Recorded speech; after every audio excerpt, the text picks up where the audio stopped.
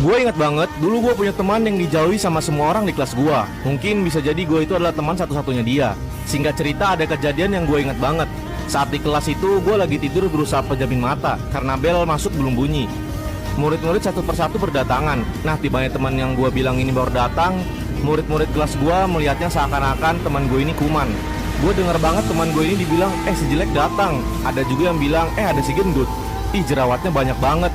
Gua muak dengar itu semua. Di situ gua langsung gebelakin aja meja. Kata gua, enak banget tidur. Ada apa nih, gua bilang. Belum ada guru ya?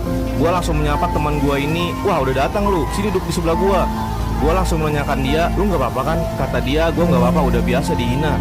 Nah, pada saat gua ngobrol sama teman gua ini, ada aja tuh yang ngomong, ih kok mau ya berteman sama itu orang? Ih, kalau gua jadi dia mah ogah. Gua dengar banget nggak satu atau dua murid yang bilang gitu. Sampai salah satu siswi perempuan yang dikagumi, yang disukai sama teman gue ini pun menghinanya.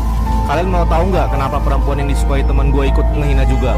Karena ada pas itu kejadian teman gue ini nembak si perempuan ini. Karena perempuan ini malu, jadi langsung aja ditolak. Sampai seterusnya perempuan ini juga ikut benci teman gue. Pada saat jam istirahat, gue ajak makan teman gue ini. Tapi kata dia, enggak, lu aja, gue bawa bekal kok. Kata gue, oke, gue kantin dulu ya. Saat gue ke kantin, temen gue ini buka bekalnya yang berisikan nasi dan garam doang. Tiba-tiba ada si Kismin.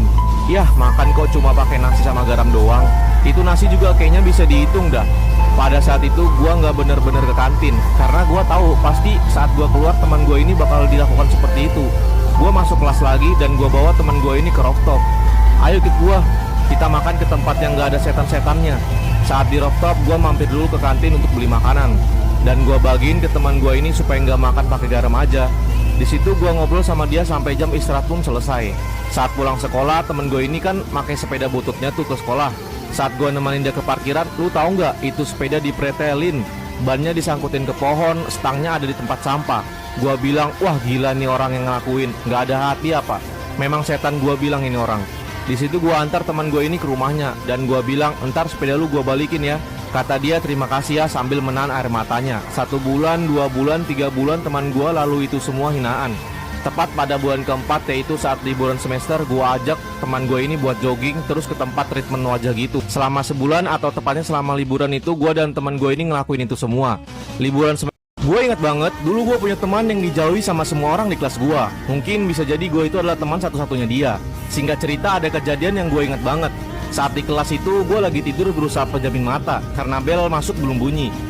Murid-murid satu persatu berdatangan. Nah, tibanya teman yang gue bilang ini baru datang, murid-murid kelas gue melihatnya seakan-akan teman gue ini kuman. Gue denger banget teman gue ini dibilang, si jelek datang. Ada